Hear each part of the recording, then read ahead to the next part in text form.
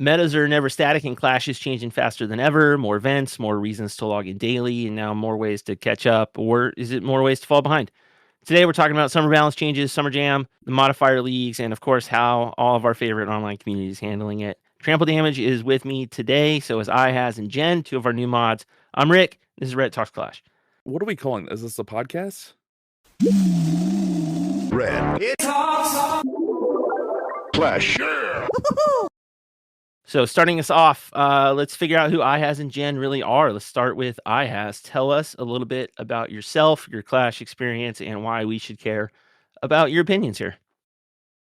Hi there, everyone. My name is Ias Parkinsons. I have been playing Clash for about 6 years now. I have 4 Town Hall 18 spread across legends.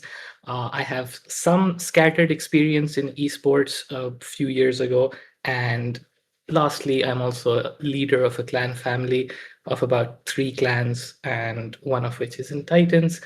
And yeah, I think that gives me some understanding of how things are going in the semi-competitive space, which is not too much esports, but not too casual either. Awesome. Jen, tell us about yourself. So I've been playing since 2016.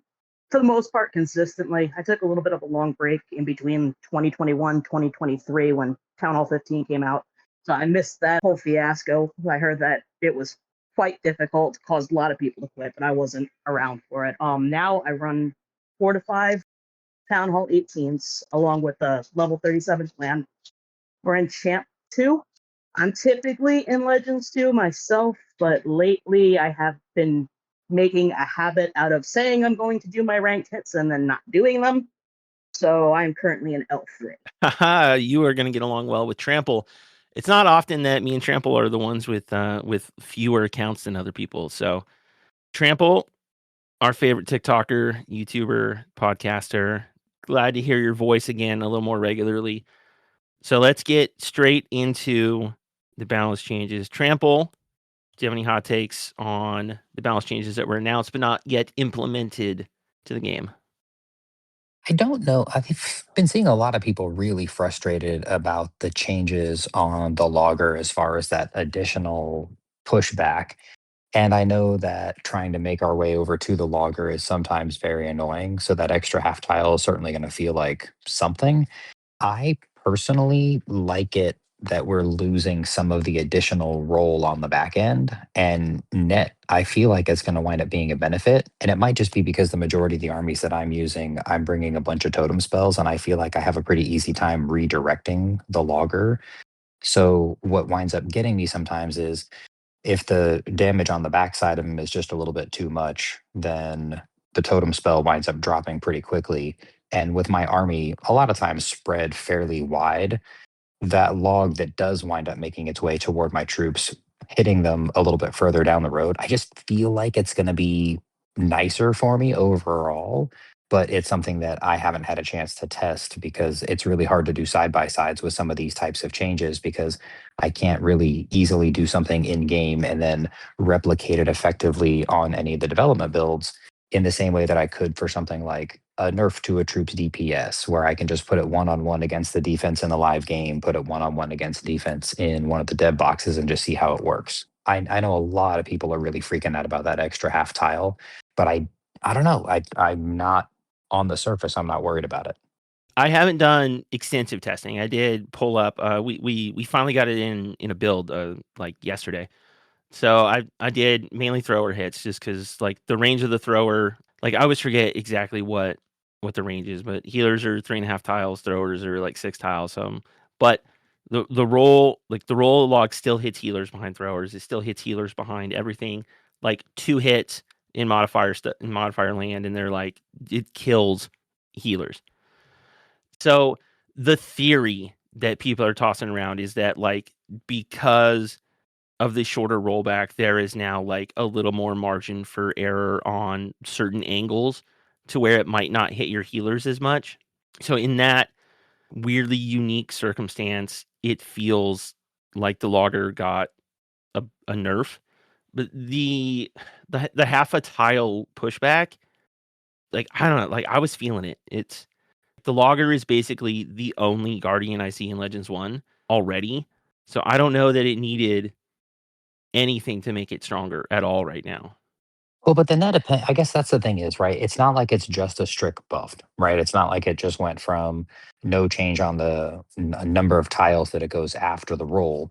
It's it's got both, right? So there's some give and some take. I will say though, and we've talked about this many times in the past about this game being a game of inches sometimes, where the smallest percentage increase or decrease in one stat or another can make a unit move from almost great to amazing, or it can take a unit from very serviceable to not very useful with even a 3 or 4 percentage differential. And I know that that knockback is a 50% increase, right? So it's only half a tile, but it is still meaningful. And I do know there are plenty of times I've seen attacks already.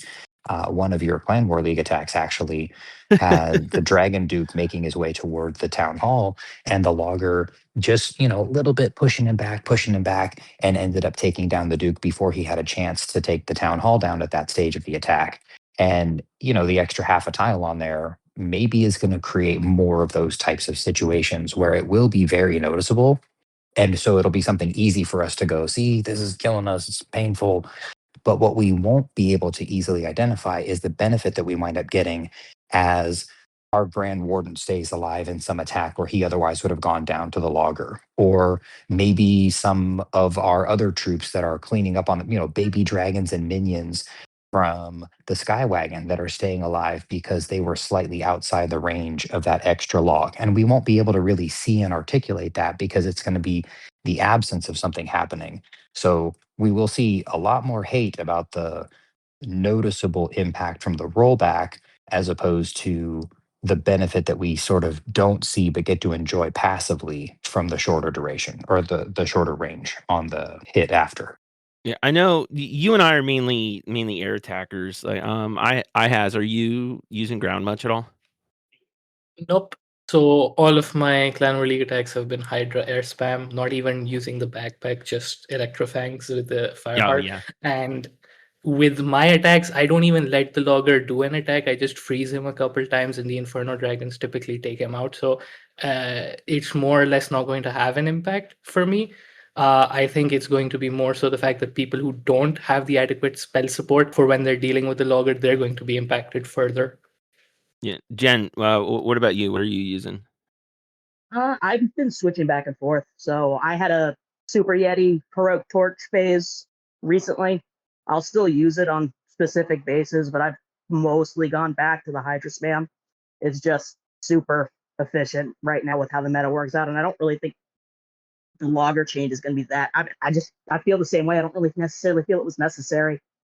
Yeah, I did some coaching recently, so I've been like really more paying attention to spell usage around the logger specifically. I know, like it keeps getting brought up as a bug, and it was just like a mechanic that like even after all this time I didn't even fully understand. But I know I've been seeing a lot of questions over how the totem distracts or fails to distract guardians, and just to throw it out there because like if I was missing it, I guarantee there's other people out there missing it too. But yeah, the totem has to be the closest target for it to actually distract anything. I was kind of like just treating it like it was here's the range of and any defense within that totem's range ring got distracted by it. No, but it's only if it's the closest possible target for a defense within that range, then it will shoot. So when you're using totems on the logger, that's probably a stupid device that like most people know. But yeah, you got to drop that totem like right on top of them, basically to get it to work. On a little on top and behind, of course, because you want the logger to Yes. face the other way. Yeah. But yeah, that was something I was getting wrong. I notice a lot of people with the Revenge Tower wind up making what I feel like is a similar mistake is you have to go basically you need to go behind the Revenge Tower as much as possible. Otherwise it's just going to ricochet and still hit your troops. But you can't go to because I've seen a lot of people they'll dump, they get the idea of trying to redirect the fire away from their army. So they'll throw the totem spell on the opposite side of the Revenge Tower, but they'll throw it there while the Duke is attacking the Revenge Tower, which once your troops are on top of a unit attacking it, if it's not a ranged troop, the totem spell is a lot less effective. So you really need to use it to control that damage on the way in and then hope that you have set yourself up for enough success while they are taking down whatever that defense is. Yeah, that's like where I'm landing. Like, cause I want to be more disappointed with what I feel is a buff to the logger, but also like if you are managing totems and freezes when you're out of totems well on the guardians, like the change does not affect you very much at all. It's just when you're out of spells. And if you're out of spells when you're coming up to the town hall on the guardian, like your attack's done anyway. The Dragon Duke is the nerf to the Duke where he takes a lot more of the damage it traps now. That is one that I've really felt the difference on in my practice, my death build attacks. So he takes 60% of the Seeking Airmine damage, and now he's going to take 80% of it. So how significant of a change is that in your mind, Trample? Fully maxed out Seeking Airmine at 3,350 points of damage means the extra 10 points is an extra 10 percentage of damage is 335. So two of those, we're going to be at 670 more damage that the Dragon Duke will wind up taking, which of course is something that will feel impactful, particularly if he gets hit with a couple of bombs sort of at the same time. I I feel like it's probably not going to be a terrible thing, even though, I've been meeting with a lot of success lately, so I don't necessarily feel like I want to see him eating more damage. But with the amount of hit points that he has, and with him having, at least for me, I don't think I've ever had any compositions for him where I have not been using the Fireheart. So with him having the 150 self healing, it basically wipes out what will be like 4 seconds worth of self healing for each of the Seeking Air Mines he hits. So if he eats three of those during the course of the attack, it's basically like reducing 12 seconds worth of whatever healing he's had. And I know that there are plenty of times where my Duke is hanging on by a hair's breadth of health, and it's that self recovery that gets him up there, particularly if he wanders off to the corner and starts attacking a gold mine or gold storage or a dark elixir storage to buy himself more time. I know we'll feel it. I I don't know. I don't know if it's going to affect more than, I'm making this up here, 10, 15% of attacks. I think most attacks, it's going to wind up being where if it winds up making a difference or not, it's, I don't know, maybe a fifth of the time. I think most of the time I see when my attacks are ending, a lot of times, even with some of the modifiers on there, my Duke is at 50% or higher health, which at that point means he could have eaten every Seeking Air Mine on the map and still sort of been alive, because the extra amount of damage he would have taken would have only been, I'm using air quotes here, only been another 2,000 points of damage. It feels like when I'm like if I'm crushing a base in Legends 1 modifier, like if I have spells left over, they almost always are revive spells. So as long as I'm executing the attack the way I want to, like it feels like the extra trap damage probably isn't going to matter as long as I'm like coming in with a good plan. But I don't always do that, and 30 seconds isn't a whole lot of planning time. So, yeah, there are plenty of attacks where like I get down 98, 99%, and it's like my Duke on his last legs. Like I don't know, I'm imagining it's gonna drop my triple rate a decent amount still. I think the biggest impact is going to be in esports mode for players, because right now the Duke is just such a massive portion of the opening for so many of those attacks. And I think getting, especially like a proper bait, because that's one of the biggest problems that you have, I think, with some of these attacks for the Electro Fang charge with the Dragon Duke. It's very difficult to properly bait those attacks because he can eat all those bombs, spend a bunch of time invisible, and recover the majority of the hit points that he's lost. This way, I think it's just going to be able to carve out a little bit more of that wiggle room for people who are opening with the Duke, where he is eating a lot of damage at the front of the attack. Because other attacks, like the attacks that I've been making, the current army I got mostly from you, and even my older army that I was using in my older pathing and planning that I was using with the Duke by himself, it's something that I think slowly consuming those traps throughout the course of a regular attack, I think we're going to feel it a little bit, but not on a regular basis. For people that are going in with the Duke charges, I think that's where they're going to feel it a little bit more, because especially when they go into those baited areas, I've seen people, even in esports mode, go into a heavily baited air trap area, and then the Duke basically just shrugs it off. This, I think, will just help curb that at least a little bit. It's weird to see them continually chip away at the stuff that makes the Duke unique. That's fair. I don't know another way to address it though either. I still felt early on like the natural automatic damage boosting and trap reduction and stuff because in all my I this is like problem with reading when we were originally testing all this stuff. I didn't realize that the Duke had that passive ability. I thought that was something that was part of his equipment that he had. And when I realized it was a passive ability, I remember saying like, I think that might be a bit too strong when everybody was complaining about how overpowered the Duke was early on. And I was talking about in the creator program, and Itsu was arguing with me. He's like, actually, I think it's cool to have something that is so different and so unique for a hero to have a passive. So, if we need to make some changes to the way that that passive functions, that's one thing. But having the passive actually is something that's probably really cool and unique about this hero, which I do agree with. So this entire clan war league, I've been looking at my teammates using deep charges. I don't use it because I don't find it to be very good. And every time I notice, they miss an invis, the Duke loses a bunch of his HP. I feel like this change is going to affect them a lot more, especially when they're going into a baited entry. And the Duke charge is already very difficult. So I think this might be the beginning of the end of the Duke charge, perhaps. But in a more spam style approach where he's not the only thing taking damage and he's just creating a funnel, I think that use case is still going to be very good for him. I kind of have the same opinion. I think that the change to the mines and the damage he's taking is mostly aimed at that Duke charge. I think that's where we're going to see the biggest effect with it. You said I was using Super Yeti with the Duke charge for a while, and you're typically only bringing one revive, maybe two, depending on the hit you're using. So, if he's going down a lot faster, he's taking more damage from those mines, that's really where you're going to feel it. But if you're using something like a Hydra, where you use him to funnel, he goes down, you revive him, and then he's behind the entire army, I don't really think it's going to make much of a difference, be that noticeable. Rounding out the other balance changes, we haven't talked E-Drags, Druid, or Meteor Golems, or really Dragon Red. Dragon Redder gets a slight nerf. Honestly, it doesn't feel that significant all to me. If there's something in the numbers that makes sense to anyone else, we can circle back to it. But E-Drags, Druid, Meteor Golems all get buffs. Trample, you interested in starting to use any of these troops again? I'm definitely going to try. I haven't been on Electro Dragons. I know one of our clanmates has been using Electro Dragons to a great degree of success for quite some time, Dr. Dobek. And I am interested in going back to trying some of the Meteor Golem armies. It's what is it? The hit points are getting a 10% increase and the DPS is getting like a 6% increase. I was never as impressed with the DPS on the Meteor Golems in the first place, but the extra 10% health might wind up making them worth another look.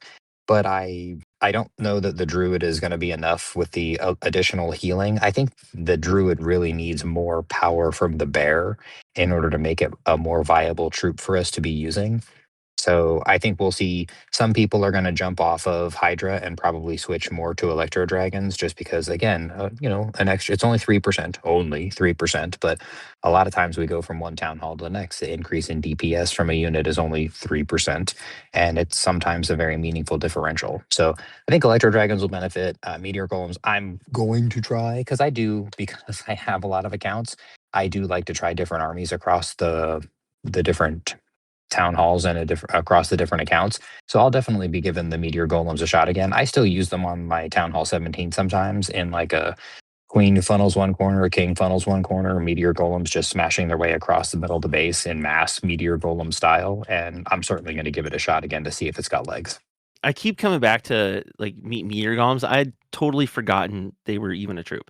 I never see them. I never think about them. And it's weird because for like 2-3 months, that's all anyone did at Tunnel 18. It was the Meteor Golem show.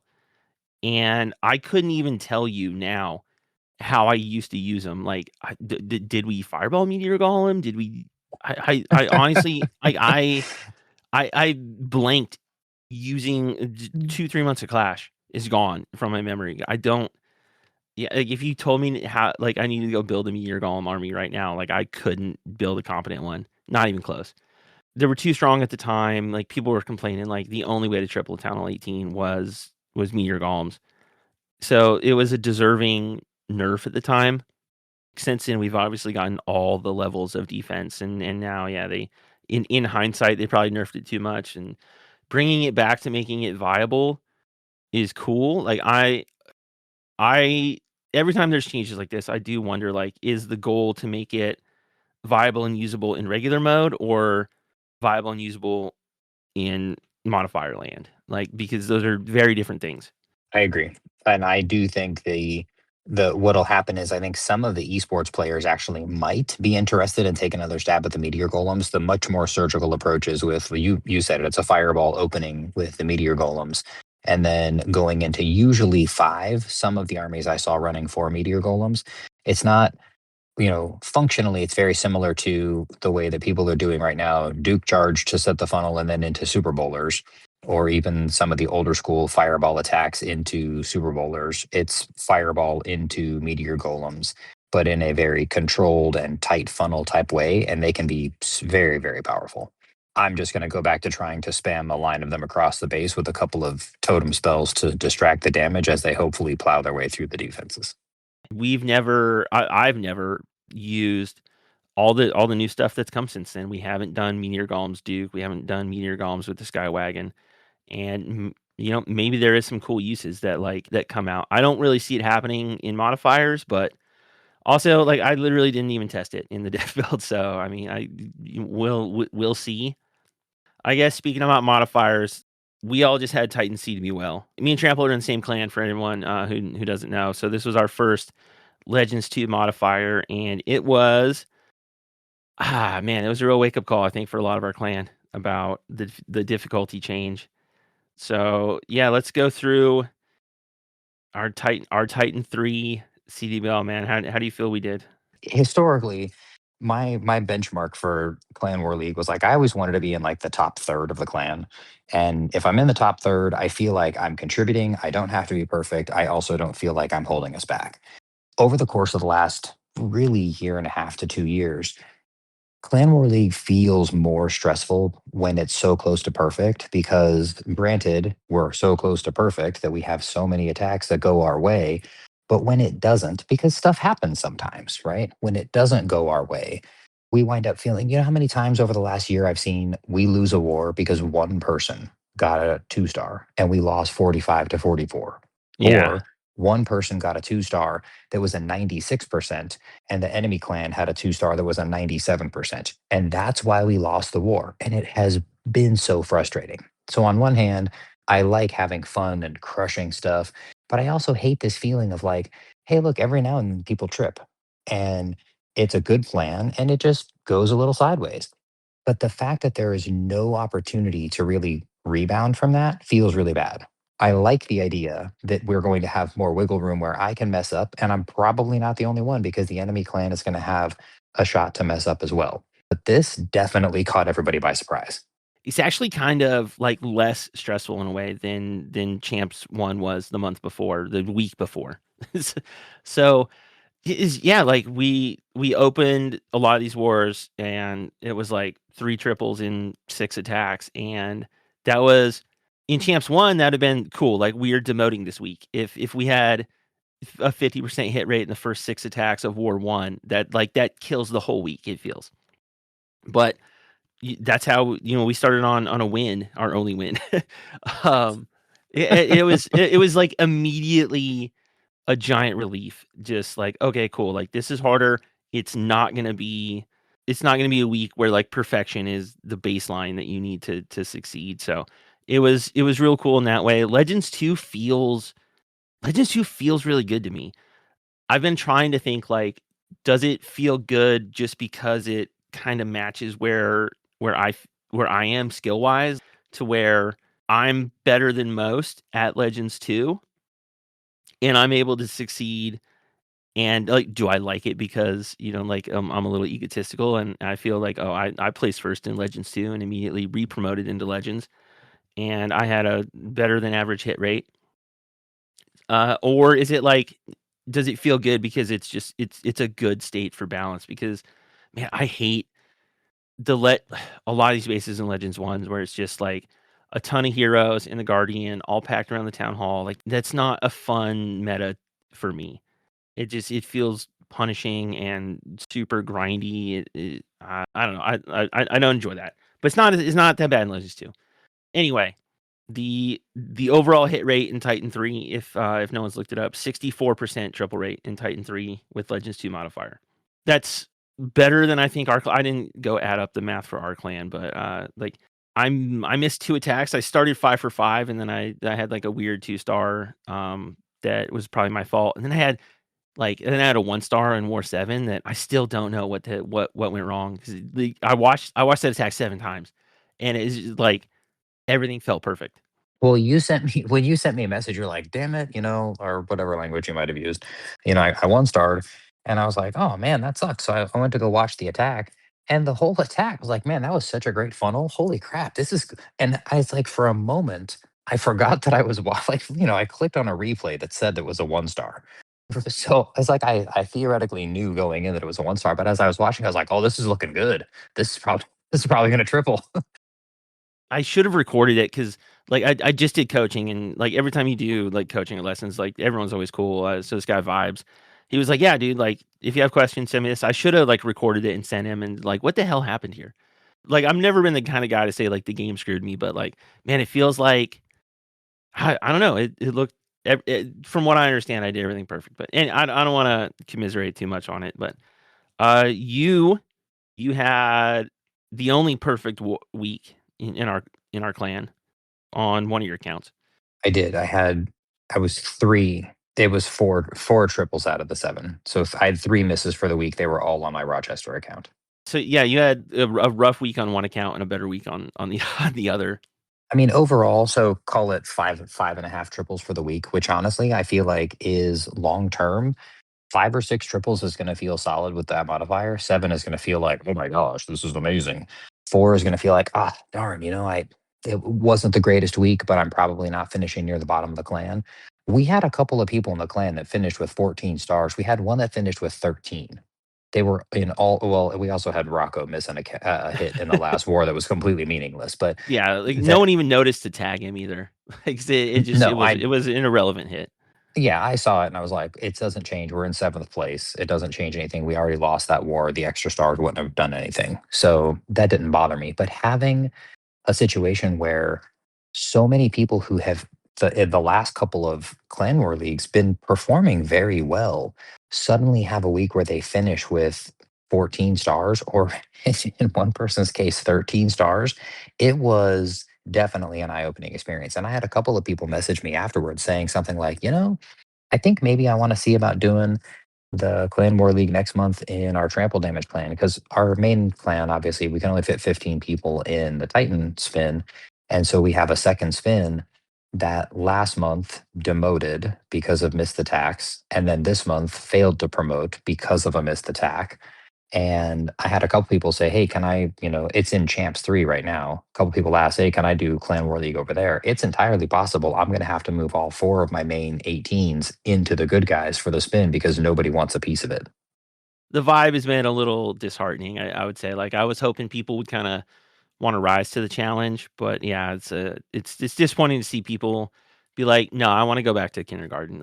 So I pointed out the hit rate in Titans 3 was 64%. Titan 2, it goes up to 72%, and then Titan 1, this is the first Titan 1 CDBL, was back down to 64%. So those are all the same modifier, correct? Because Titan 1 doesn't use Legends 1, does it?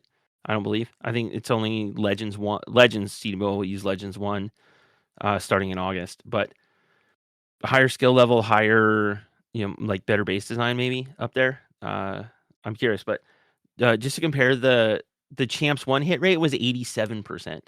Wow. Yeah. I has. How did you guys do? Personally, it's went really well for me. 4 accounts, all of them got 21 stars, but the clan overall finished, I think, 5th or 6th, with again a couple people dropping like 14 stars or 15 stars. So there was before this point when every clan was in champs. So we have 3 clans in champs now. It's 2 and 1 in Titans. It was very hard to discern who the actually good players were. But now I think we finally have a means of figuring that out. And so now my goal over the next few months is rotating people into Titans to see how they do. If they do well, we can keep them. If they don't do well, we can rotate them to the other people that are in Champs 1 to see how they do. So I think it was a good learning experience for me as a clan leader. As a player, I didn't personally feel the difficulty, but I saw my clanmates feeling that difficulty, and it was really hard for me to understand it. I guess when watching the replays, you see, okay, these are the mistakes they're making, but you don't really have the time to go in and help them out individually per attack. And also with the sentiment of people not really wanting the challenge as much, I also agree on that. I think one person told me that, hey, I think I might go on a break after this month. I don't really like the challenge of titans. One more guy, he's going to be traveling next month, so he'll also be missing out. So it's like, for some people like us, the challenge might be welcomed, but I'm not sure if everyone else agrees in the clan with that level of challenge. Jen, what about you and your clans? So the clan that I'm in that promoted to Titan 3 was in the second June CWL. We kind of fell on our faces into that promotion. We won one war. We happened to end up in that fourth promotion spot. So it was kind of predictable that it wasn't going to go super well. I think a lot of people are in that, Electro 33, Legends 3 range. They don't really know what those modifiers are like. So you had a lot of people trying to spam Super Dragons. I'm like, that doesn't work in L2. Not consistently anyway, not against good bases. So we lost everything and got demoted. I saw a lot of frustration, a lot of people who that they're so programmed, at least over the course of the last 6 months, where this game has demanded everybody needs to be perfect all the time. And that's still how it is, champ 1 and lower. You're expected to be 21 stars, maybe 20 stars, and consider yourself as having a good CWL. And they go in and they're 1-starring. And that frustration level was through the roof. I do think some people like the challenge. I like the challenge. I think it's going to be nice to get back to an area where you don't feel like you have to be perfect all the time, but there's going to be a transition where you kind of break that mindset that we've been programmed into. So I'm kind of excited to see how it works out when we're not doing CWL back to back to back to back. Because I also think that burnout from that probably factored in.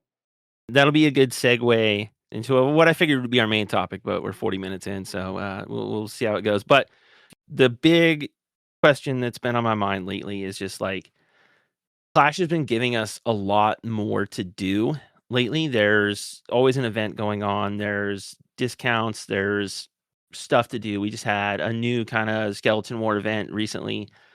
There's Summer Jam right now. They are making a very concerted effort to fill our time. It's a fine line to walk to because they've talked about not wanting to overpressure us, and ranked mode has kind of done that. But they've addressed that by adding 4-week decay. Given the changes in the drive to want us to log in more, log in daily, give us stuff to do, make it rewarding, but not compel us to feel like we're missing out or not wanting to burn us out. Has your relationship with Clash kind of changed over the last year? And also, are you still on board with a yearly town hall release?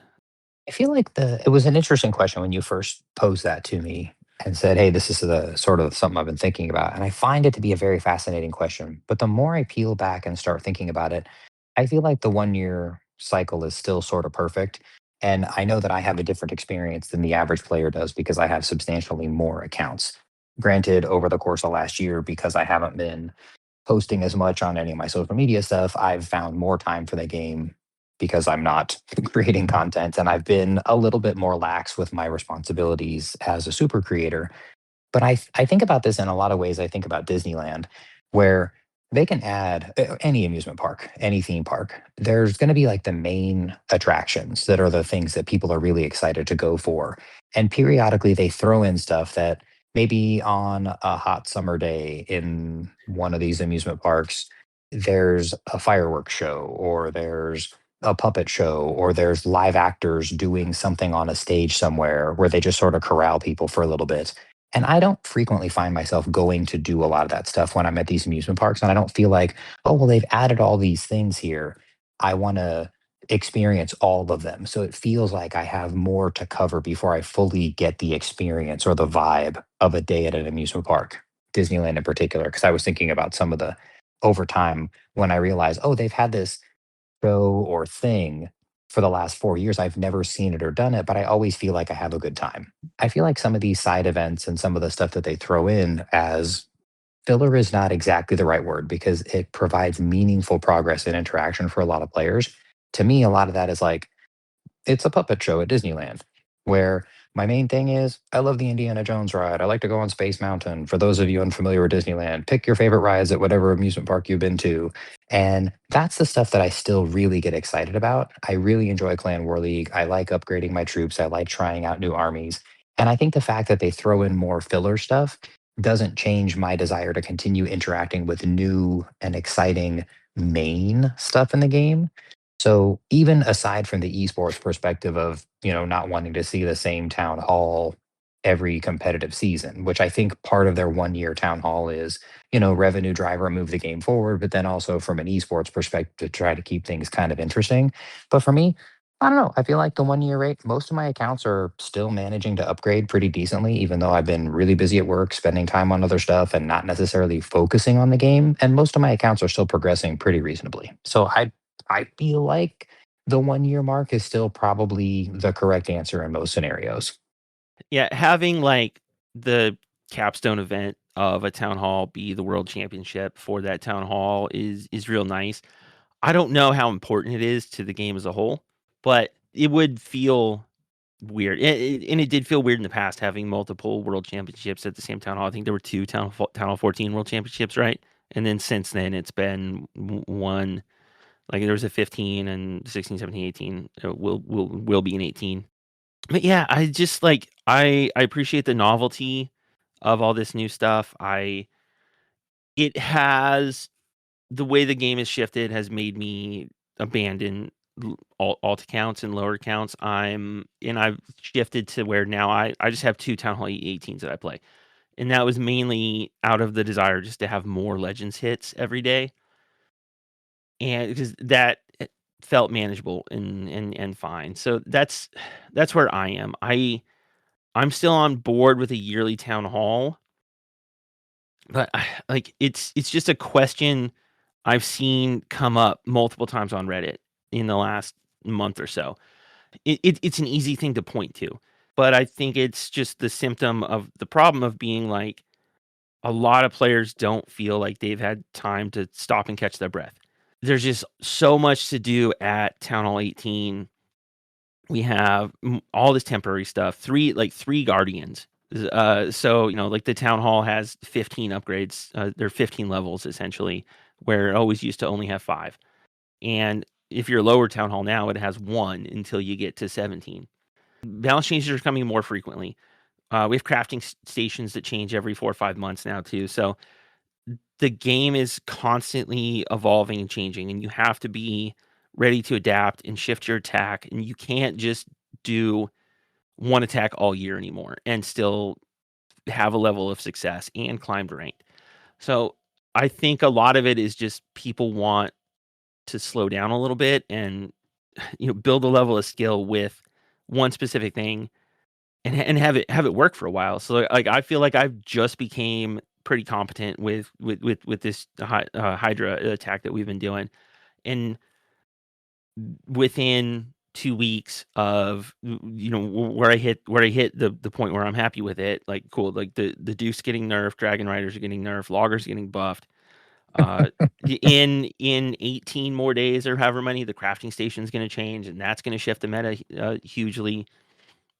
So yeah, it's I appreciate the novelty and I like being able to pivot is a skill and one that I'm happy with, but I get why it's so frustrating for a lot of other players as well. So I think about last year, 2 or 3 main players in our clan family decided to take a break from the game, partly because of crafted defenses and supercharges, and they were just not feeling comfortable with it. The main reasoning they gave me after discussing it with them was that, normally if I missed out on a couple months of playing the game, I could still come back and max out before the next town hall was released. That gave me enough of a comfortable margin where I wasn't feeling forced to play the game, even if I was missing stuff like equipment or events and stuff like that. But with these crafted defenses and the supercharges, you sort of have to do them if you want to have a competitive advantage. At least level 1 supercharge and the first 5-6 levels of the crafted defenses at least. And I think the more I thought about it, it does make sense. But at the same time, Supercell has done a better job with crafted defenses every successive season, making the initial upgrades shorter, having, I guess, some degree of variety. But at the same time, this time there's one clear crafted defense that's the best, so it's not hard to upgrade them. But I think the yearly release is also fine. I think it comes down to just the fact that for over a decade, players were conditioned into treating this game as an uber casual game where you could hop on, hop off, put your upgrades, do your upgrades, and then log off. But since equipment, it's been a more engaging game, and so not everyone has made that adjustment. A lot of people left because of that adjustment. Those that are still actively participating in it have had to make decisions like you did with regards to not giving up alt accounts, and so it's asking players to make those decisions that puts people in an uncomfortable spot. And I think for me personally, I just had to make the rational calculus that, do I care about all of this additional fluff in the game? And the answer is not really no. If it, on my main account, I do it because I want to be competitive. But on my other accounts, it's just like, if it happens, it happens. If it doesn't happen, it doesn't happen. But for a lot of people, they want it to happen on their alt accounts, or they don't want to have to do it on their main account either. And so it is that, different perspectives. Another thing I hadn't really thought about until you started touching on it, but like taking a short break feels more punishing than taking a longer break right now. If you're gone for a year, being behind on supercharges isn't really that relevant. Like kind of who cares? It's not going to feel bad having a weak crafting station for a season or two of those, and you're likely going to catch like a lot of like cost and time reductions. Especially if you're gone over the time of a town hall break.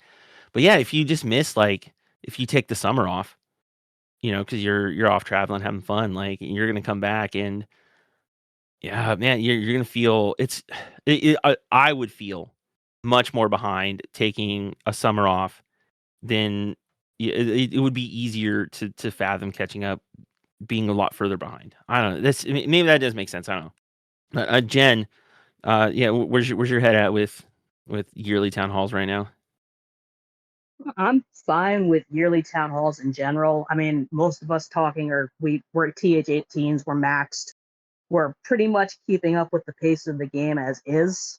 I do have a few smaller accounts, and my overall concern with the pace of the game and the rate that we're going is that progression for players who are just starting or just getting back into it, who are not Town Hall 18, maybe not Town Hall 17. They've gotten better at condensing the time frame, making building really easy, really easy to catch up, but it still feels like that goalpost is constantly moving. When we're looking at Town Hall 25, you got a player that's starting at Town Hall 1, Town Hall 2. That overall journey is going to be more daunting the longer we go. But for me personally, like as a player that is running multiple accounts that are like, I don't have a hard time keeping up. I don't feel like I need to participate in all these events. I think a lot of people get that fear of missing out, that FOMO going on, but a lot of the events have been less impactful, even though they're more frequent. So it hasn't really been that big of a deal to miss a couple, though people have the mindset they have to do everything, and that's kind of what's causing the, I need to go mentality. Yeah. Just I say it all the time, but like it's a problem they're gonna have to reckon with at some point too. Is like it always feels like a hard sell to get people to say, "Hey, I love this game. You should pick it up. You cannot play with me because it's going to take you 3 years to get to the point where you can play with me." And is the game going to be around in 3 years? Probably. I'm pretty confident that it will be, but like how many mobile games go on for 14 years and longer? And by the time by the time you're max and able to compete with me, like it'll be 17 years.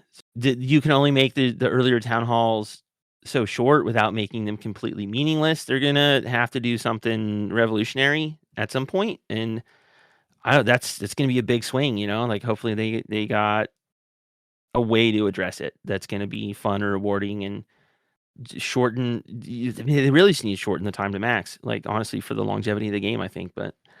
We'll see if they're able to do it. Let's pivot and do some questions, and then we can get Trample out of here because I know he's got probably some stuff to do with his wife this weekend, like always.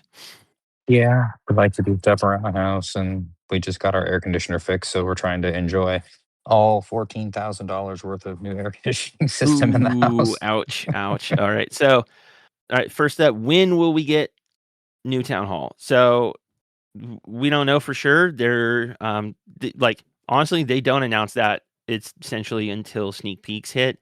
With the last couple of years, it's been during the World Finals where we get hints at the next town hall. So whenever World Finals are, they still haven't announced a date or a location or really anything about the Worlds other than like Worlds will happen. So yeah, we really don't know. We're all expecting November December timeframe, right? Unless Yep. I've completely missed something huge. Next up, do you have any hope for the Smasher, Trample? I do not. I feel like not without some kind of massive major rework. It's a cool troop. It deals a ton of damage. I think in order for that to be viable, it would have to deal even probably 25 or 30% more damage than it's dealing right now, and possibly even increase the splash radius. Because just the mechanics that it has right now, the area effect of the logger is more impactful and more meaningful, and the range on the thrower or the long shot makes her a substantially better option in most circumstances. There's a few just sort of like trap town hall type of layouts where with the right clan castle troops and heroes supporting that area, where the smasher kind of derps out a little bit slower and gets behind the other heroes and isn't the focus of the defenses, like your spells, like as people are trying to distract those enemy heroes. And then smasher could potentially get in and deal a ton of damage to a troop of hog riders or a troop of meteor golems or a troop of throwers. But generally speaking, no, I see no hope for the smasher. Like I would have loved to see the Smasher get reworked instead of adding a third Guardian in the Logger. Like, I mean, Logger is an interesting mechanic. It's cool. It's different. I don't think at all we needed a third. And I've made no secret of the fact I don't like Guardians as a concept in general. But all right, moving on. Sam wants to know how the new host's settling in. You know what? I'll just take this as a time to talk about future RTC. Like, I don't really know what's going on. Liam left, Sam left. Spencer's traveling. He says he'll be back. We have a new batch of mods. We've been like bringing them on, trying them out. So you guys as listeners, if you like the new host, you want to hear more from them, let us know. We're just start working a rotation or something. I don't know. Like hopefully some people come out who want to commit to doing this long term. Who have good chemistry with me and Spencer, the two remaining original hosts, I guess. And we'll just go from there. We don't have any plans for the future of RTC as far as co-host permanent stuff goes. I don't know, but hopefully I has and Jen, hopefully you guys are having fun. We'll get some feedback from you guys after this. But yeah, just as listeners, let us know what you want from RTC, who you like to hear from. Different kinds of voices are always cool. So we're glad to get more people in, and we'll see what happens. Next up, Storm. Trample mentioned a few wanting a breather and moving to champs for the next CDBL instead of Titans. Would you not just span it in the Good Guys 1 month since you have other champs clans for everyone, rather than putting your 4 accounts in GG1? Yeah, so I don't know, man. Like, yeah, August CDBL is always pretty far out. Like, I don't really know what your thought process is for what we're doing. I don't see us not spinning Good Guys in Titans, right? No, I will definitely wind up spending. I'm going to say there are at least 8 or 9 people that are definitely going to be interested. And if one of them happens to have 4 accounts, I'm playing them anyway. For me, I think the thing, and I'm not trying to drag us back into the dialogue about the modifiers in Titan Clan War League, but you made a comment earlier in the week that said something along, it might have even been a month ago leading up to getting into champ or modifier clan war league modifiers like in Titans, where the people that are currently hanging out, and Jen made this point also, you got a lot of people that are in Electro 31, Electro 32, and they're not dealing with modifiers. Electro 33, no modifiers. And then all of a sudden going into the Legend 2 modifiers, it is definitely a paradigm shift. And the stuff, like I have all kinds of armies that I can make work in Electro 33. I can do super hog riders, I can do zap throwers, stuff that gets absolutely melted in Legend 2 or especially Legend 1 modifiers. And I think a lot of people are just using the army that they normally use with the funneling style they normally use. For me, the biggest noticeable difference was when I had promoted to Legend 1, but because I try to manage my time effectively, I hadn't really signed up for Legend 1 yet. And last week or the week before, I had to because it gave me like a 3-day, oh, you're about to get demoted. And I basically got plowed on defense all week and had maybe like a 40% triple rate or a 35% triple rate. So I got demoted. Now, defense is what really killed me. But that piece aside, my normal operation with my Hydra army had been sending the Duke on one side with the stun blaster to funnel a corner on his own. That doesn't work with Legend 2 and Legend 1 modifiers. He just goes down far too quickly to set an effective funnel. So I was chatting with Rick and I flipped to using the Electro Fangs and putting him with the Queen and the Skywagon, or I mean, with the Queen on the other side instead of the Skywagon that I had been using to support the Queen. Complete world of difference just from one small change. And for people who are not using those modifiers, this is what my long winded answer.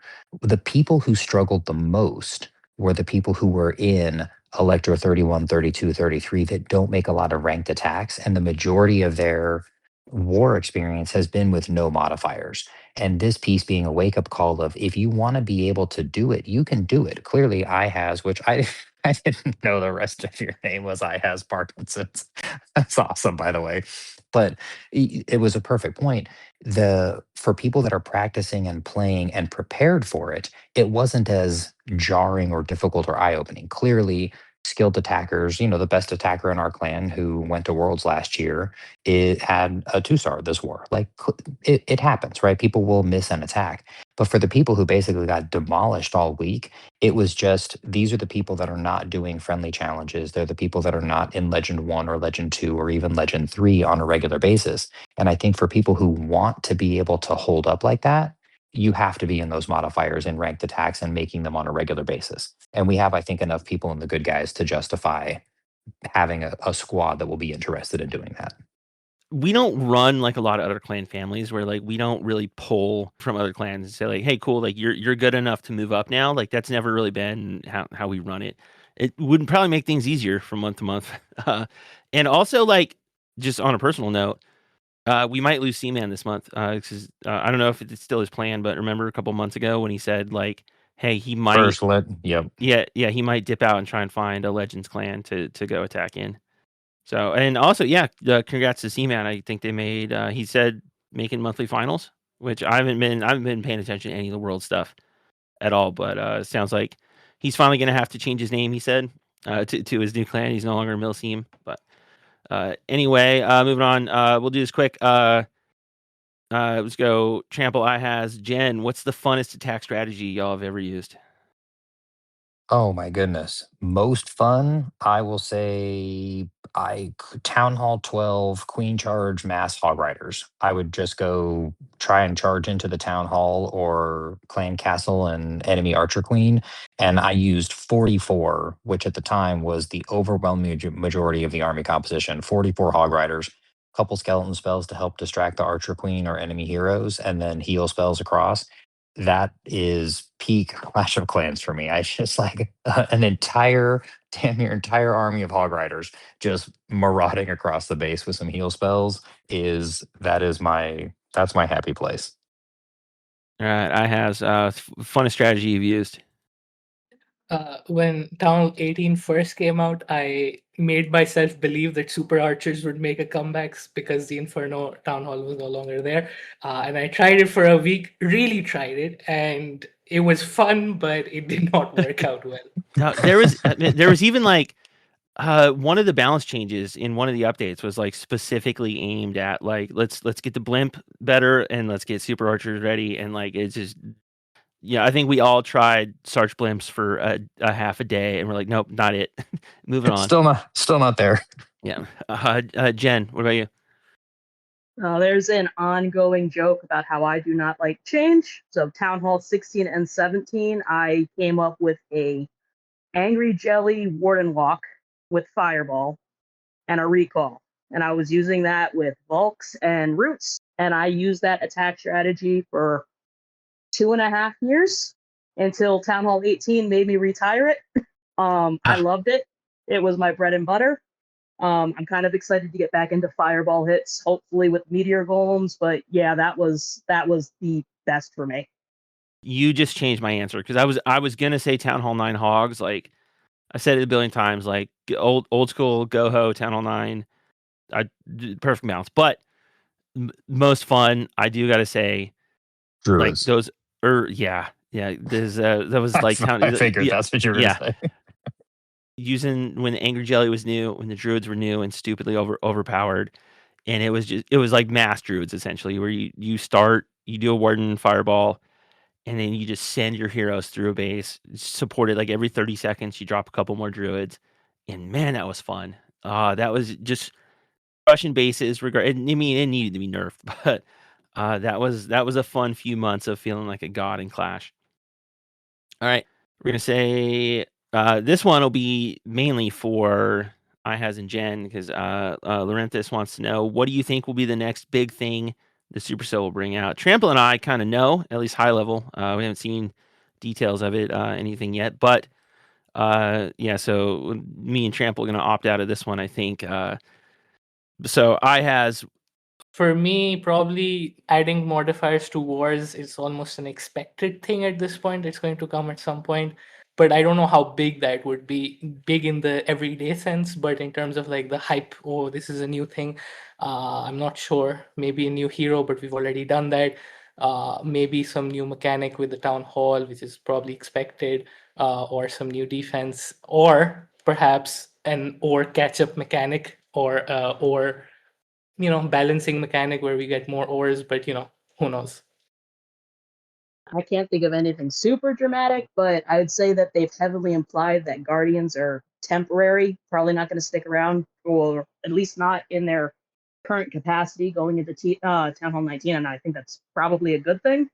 So it was a pretty big change for them to de-weaponize the Town Hall, going from Town Hall 12 to Town Hall 17, and then Town Hall 18. There's no longer a weapon. So I think as far as uh, in the near future changes, that's probably going to be the biggest one, is what do they do with the Town Hall weapon and the Guardians? Do they go away completely? Do they find a new home on the base? And what ends up happening with that? yeah, yeah, like, we don't know anything about Town Hall 19 yet, so, this one I guess we can speculate on. Man, I just, like, I don't like temporary content, so I don't like, part of me doesn't want the Guardians to go away, but I also really don't like Guardians, so I kinda want the Guardians to go away. A lot of people were looking at, like, the way Summer Jam treated stuff, so, Summer Jam, the discounts do not apply to temporary content, so crafting station supercharges are not discounted, as part of Summer Jam, and Guardians were not discounted as part of Summer Jam. Reddit got pretty upset about that. It was on our agenda to talk about a little bit, but I ended up skipping it because 'cause we're going long. But, like, people are reading into that saying, like, that means Guardians are temporary, like, I don't know that that's necessarily the case, but also I don't know one way or the other. So, man, I don't like Guardians. I hate having another hero to chew through, and I've said it earlier, it's not a fun meta to me to have to go kill essentially 5 heroes next to the town hall. I don't enjoy it. Uh, uh, Trample, you got anything to say about that?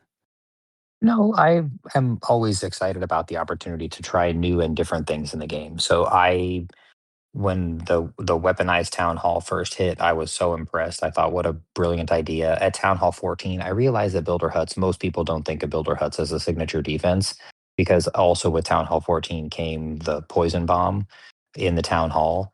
And that was the really meaningful thing. But weaponizing the builder huts felt like such a cool and innovative step forward in the game. So I honestly liked the Inferno artillery at Town Hall 17. I like the idea with the Guardians. I think it's a really cool concept. And so it's not just somebody who's gonna I'm not just always gonna be in love with every single idea they come out with, but I like new and different and innovative things, particularly as somebody who has town halls spanning the entire spectrum. So I can still interact with those different mechanics of the town halls of the past. But I wouldn't mind another town hall round with some different guardians. And I also wouldn't mind a new town hall mechanic that comes along at Town Hall 19. But I'm just excited about all the new content. Would you rather see 3 new Guardians at Town Hall 19 or, like, 1 additional Guardian maybe, or even just Guardian levels? I don't think I would be as interested in Guardian levels because I like the idea of interacting with new content. And I think we sometimes in the creator program, they will ask us opinions and questions and thoughts on things that are coming, and even kind of a, hey, what would you like better between these types of ideas, or even the opportunity to tinker with and test some of these things before, say, the logger winds up getting released. So it's just like with anything. Like we saw an iteration of the Ruin Witch quite a while ago before it came out. And there's a lot of stuff that we sort of get to see along the way. So personally, knowing that just like with crafted defenses or new defensive ideas, there's always cool new stuff that could be coming. So I like the idea of cool new stuff as opposed to simply adding more levels and more hit points and more damage onto the stuff that's already out there. So I would rather see 2 or 3 new guardians or even 1 new guardian at Town Hall 19 than simply new levels for the guardians that we already have. Because that's Clash of Clans through that's Archer Towers, right? Archer Towers from Town Hall 2 all the way up to when they get retired, start getting retired at Town Hall 16. And that is, I mean, they're more powerful. They look cooler. There's new art. But I like new mechanics more than I like just added defense or added hit points. All right, that's gonna wrap it up for us today. Do you have any shout outs?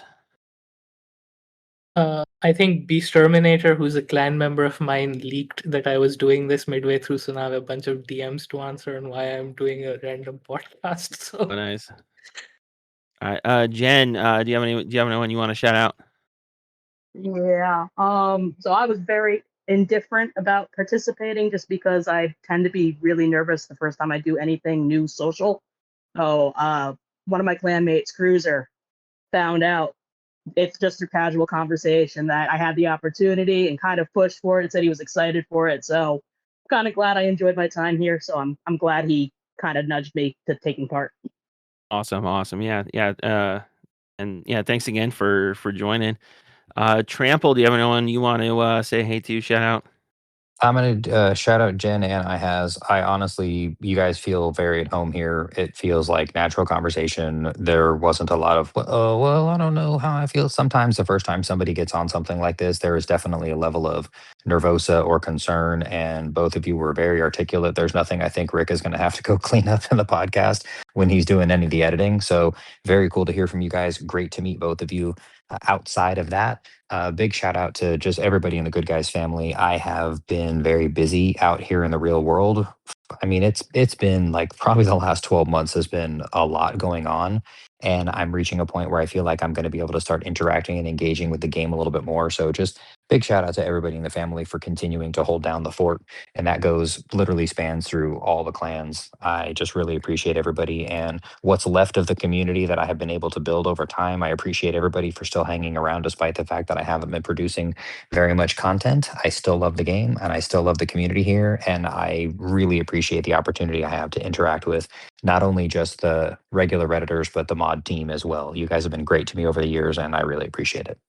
Yeah, thank you so much for joining us, man. I'm gonna have links to all of Trample's channels, his TikTok, his YouTube, his podcast, which is amazing, Inside Clash for Trample Damage. You guys go check it out and go listen to it. As you just heard over the last hour, Trample's very intelligent man. Very, very awesome analysis. And if you like us, you're gonna love his podcast too. I want to say Judo doesn't need a shout out, but definitely go. Judo Talks are starting up again. It's going to be 5 episodes this time around. The first one is out. It was an hour-long conversation with Rafa where they mainly talked about the problems of the hero journey. If you are one of the people who are still dealing with the fallout of the hero journey. If you're feeling your feelings over the migration, everything that happened, very, very worth your time to go listen to that 45-minute video. And the future ones coming up, very excited about. He pointed out in the end of one that he's going to talk with, he's going to do talk with Petri, who is an amazing individual. All of us creators in the program, I think everyone loves Petri. He's one of the unsung heroes of Clash. So it'll be cool to see him, get in the spotlight a little bit. And I'm very interested to see what Judo got out of him. So definitely go check those out.